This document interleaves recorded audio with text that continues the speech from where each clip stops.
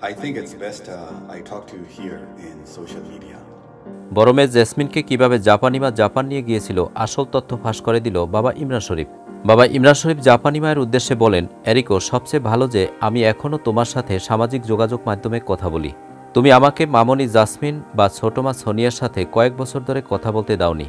এরিকো, আমার এখনও মনে আছে শেষ দিনের মতো মামনি জাসমিন যখন ঢাকায় আমার বাসা ছাড়ে, সেদিনের পর থেকে জাসমিনের সাথে আর কখনোই আমার দেখা হয়নি। আমি মেয়েটাকে বারবার দেখেছি, বাবার জন্য মেয়েটা অনেক মন খারাপ করেছে।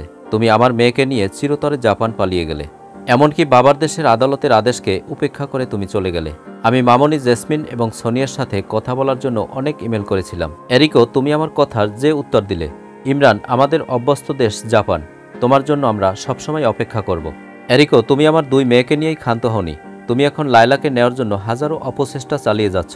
তোমার সে চেষ্টা কখনোই সফল হবে না। With my daughter Jasmine, forever. You also fled like hundreds of Japanese mothers who fled to Japan, taking children with them.